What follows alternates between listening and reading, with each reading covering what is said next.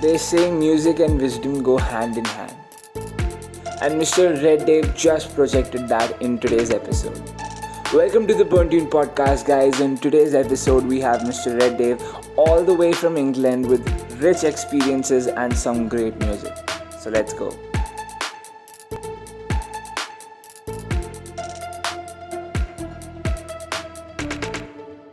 Welcome to the podcast, Mr. David.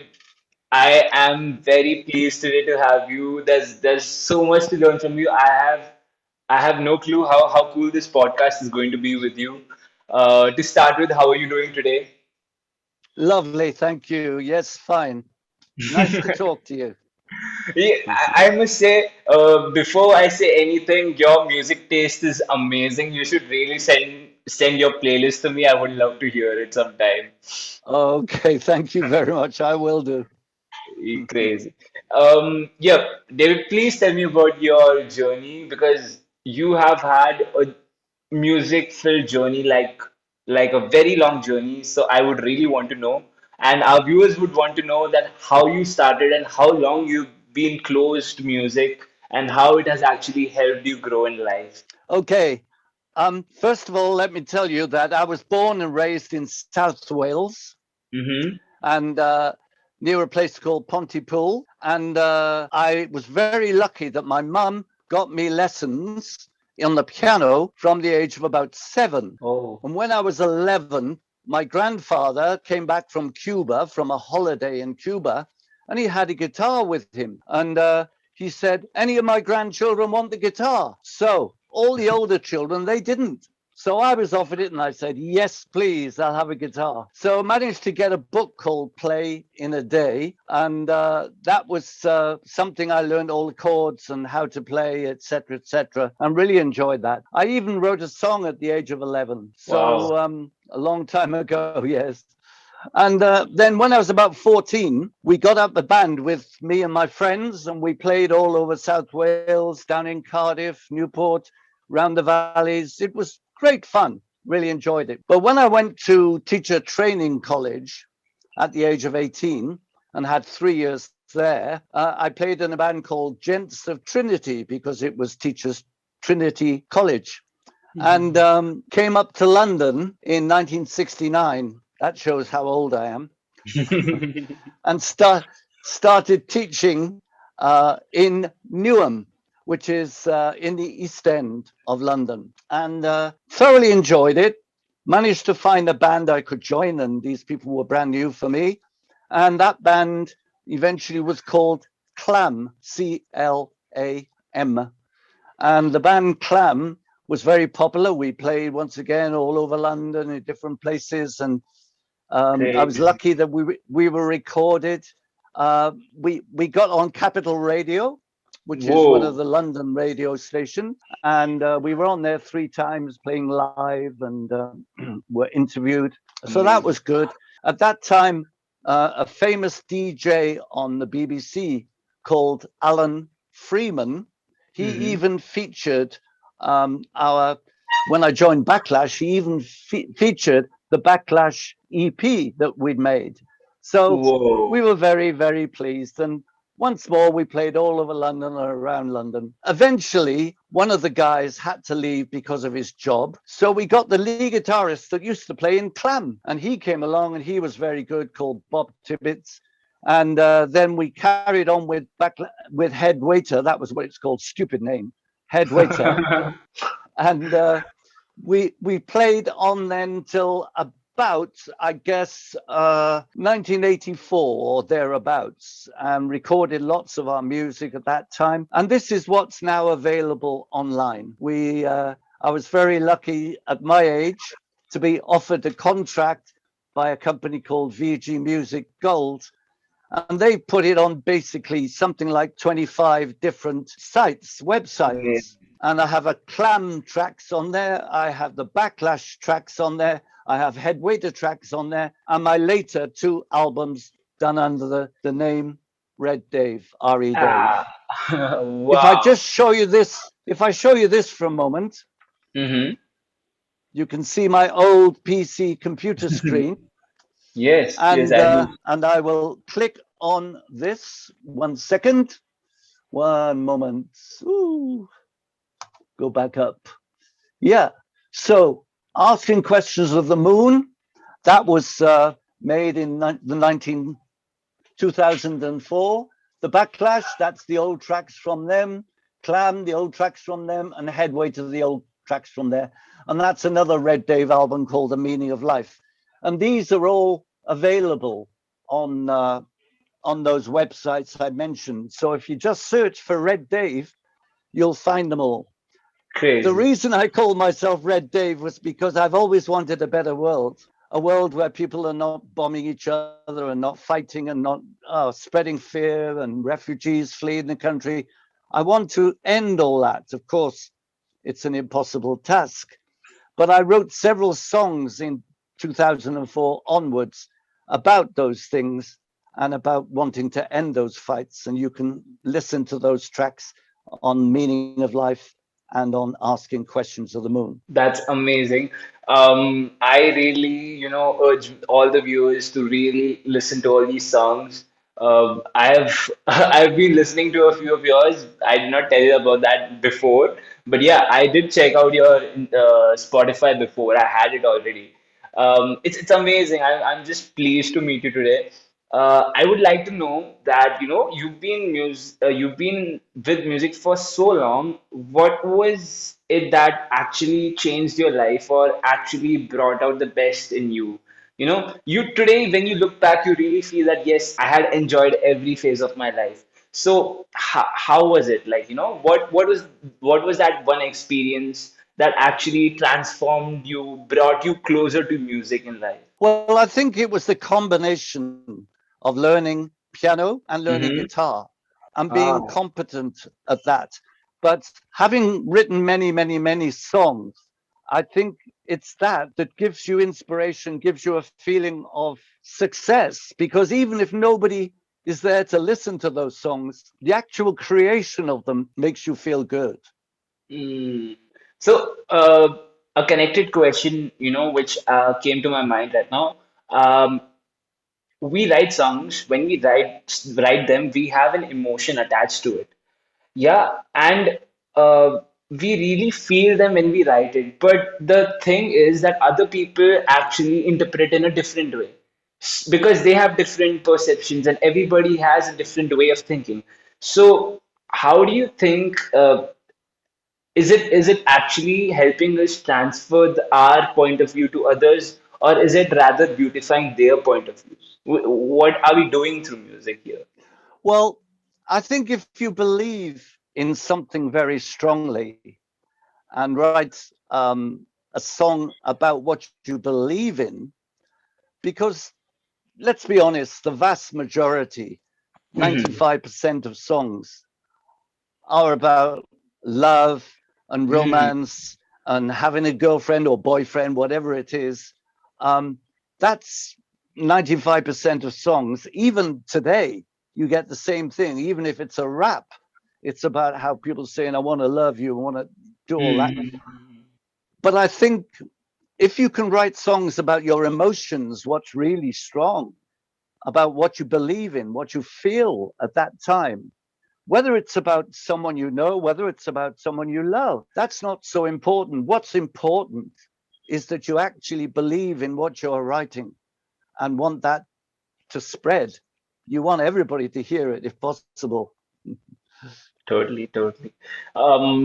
Another thing I would like to know that you said that you believe in bringing peace all over the world, right? And Redave, your name is a symbol to that. So how do you feel that how what is the power that what is that one power that can actually bring that peace? Do you really think that music has that power to actually bring peace all over the world?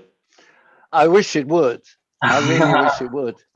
But I think if enough people come together, whether we're talking about musicians, artists, playwrights, Hmm. um, authors, if enough people come together with the same thoughts and same hopes for the future, then maybe we can.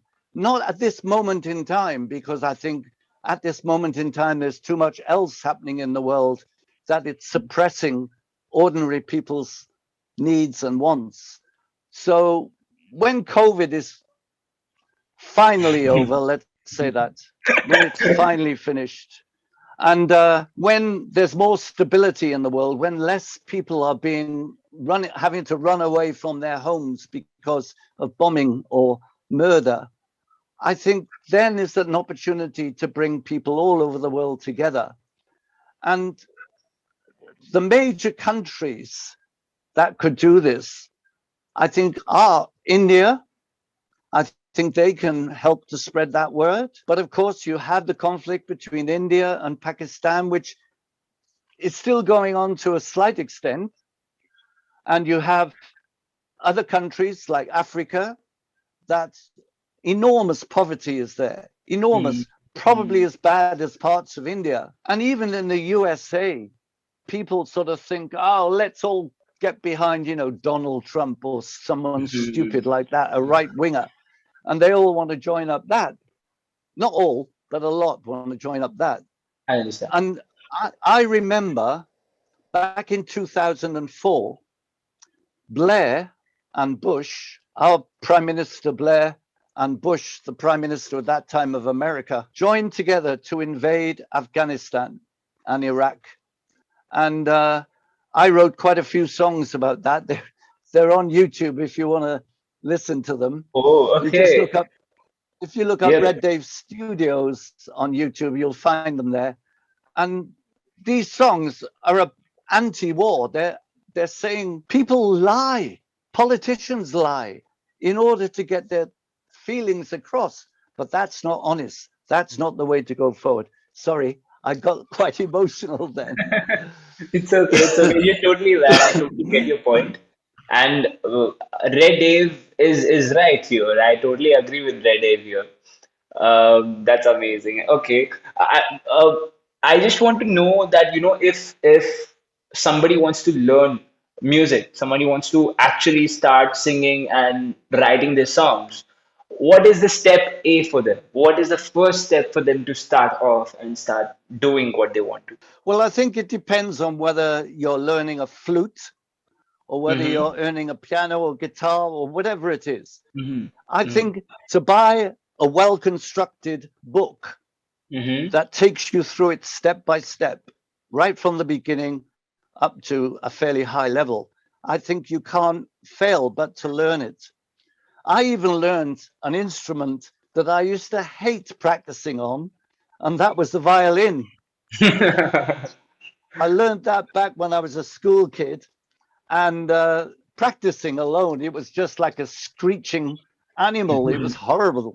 But playing in an orchestra, I used to play in the Monmouthshire Youth Orchestra, and that was a great experience. Even though I was Uh-huh. only on the second violins, I wasn't one of the best violinists.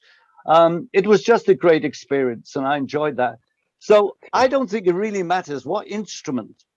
Just get a proper book that takes you through in an easy way to understand it. If it's guitar, I would still recommend Bert Whedon's Play in a Day. Apparently, it's still being made. It's still Oh, around there. okay, okay, Yeah, okay. apparently. So I would recommend that if it was a guitar. Crazy, crazy, Gordy. Thank you so much for that. Yep. So, being Red Dave, how does it feel? Meaning you have a lot of your songs that are put on different websites. Do you really feel that people, how do they react to the music? And do you actually influence as a musician or an artist? And what is the impact that you're creating? What is that you feel that the impact is at the moment? Well, I was very surprised that you contacted me in the first place because I'm not famous. I am not famous. To put it in perspective, many people know my YouTube, and my YouTube subscribers is Mm. going up steadily. Well, I'm really, really pleased with that. And you can look at any of my videos. But as far as the songs are concerned, as far as, if you like, becoming famous, it's so many, many, many, many journeys yet to go. I I was told by VG Music Gold to advertise regularly. So at least twice a week, or maybe sometimes 3 times a week, I put a little advert maybe on Facebook. Hmm. I understand Facebook is the most worldwide universal software where people across many countries like to post and like to see things. So I use that more than anything else. But also I use Twitter now and again, particularly for petitions. I've always signed petitions that I feel are trying to change the world for the better. But as far as becoming famous is concerned, woo, no way.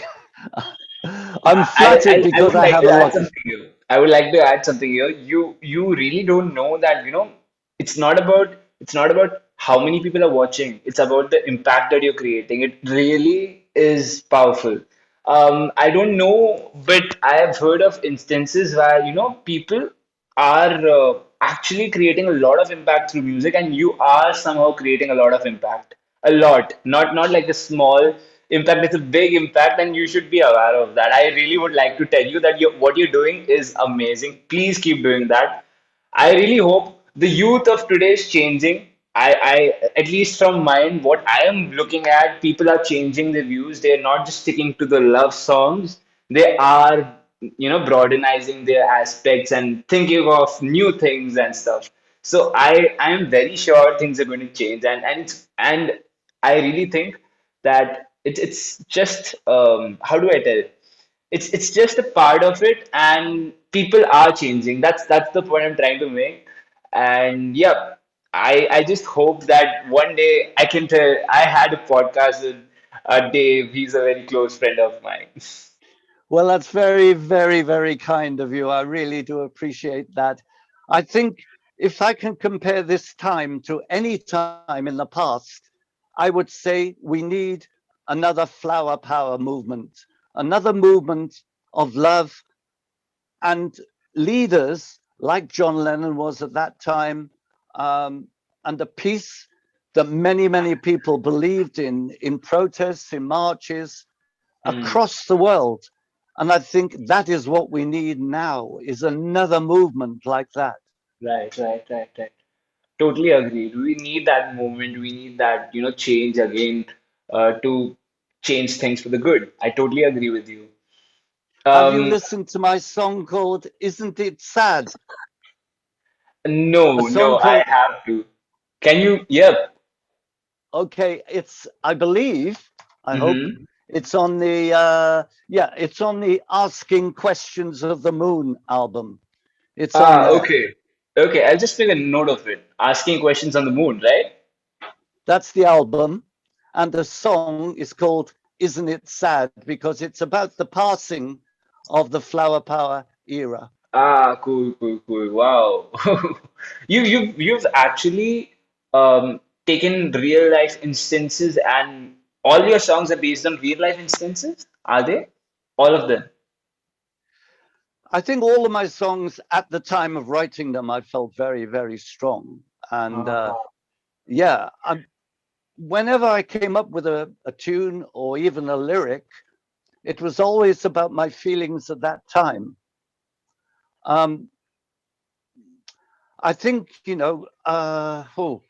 there are moments in your life, depending on what you smoke, depending on what you drink, but there are moments in your life where you feel inspired and you want to create a new song. And whatever the song is like, you should go ahead and do that. wow, amazing.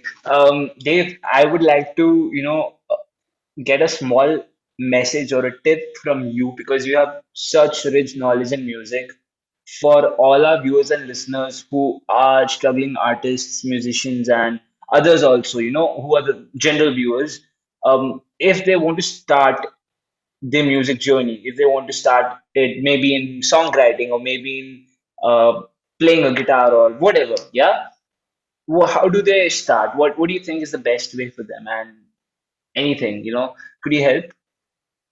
Oh, well, I thought I'd answered that. I thought a simple book, not a Hmm. complicated, not full of music, written down stuff. Right. Just a simple book that gives you the basics of the instrument you're learning, so that you can eventually not need the book and you can play and compose. I think those are the most important things, but I also think it's about finding a moment in Mm. your life where your feelings, emotions are so high at that point that creating it will make you feel much better. I'm an artist as well, although I haven't painted anything for years, but there's one of my paintings. I will show you now. Yeah. Wow. Is it? Did you make it? Yeah, I did. And, Wow. I think it's about feeling right. And that particular painting that I did was about making sure that somebody who is very nervous, like the slug dropping off the leaf, but he Mm-hmm. still believes. He still believes in what he's creating, in what he's doing. And the answer isn't falling off the leaf. The answer isn't to give it all up. It's to keep on trying, trying, trying. This is deep. This is very deep. I will remember this. Oh my God. This is I'll remember that picture forever, I guess. I cannot forget it now. Wow. Wow. Thank you Thank you so so much. much. It's been Thank very you kind. so much, Dave. Thank you so much for having me today. I mean, having me today. I would say thank you so much for having me today because I have learned so much today. um, Thank you so much for having me today, Dave. It was wonderful to have a podcast with you, and I hope we stay connected so that I can learn a lot to you, and we can, as musicians, have more memories to go for. Thank you so much today. Thank you so much. I am so grateful. Thank you very much. Bye bye.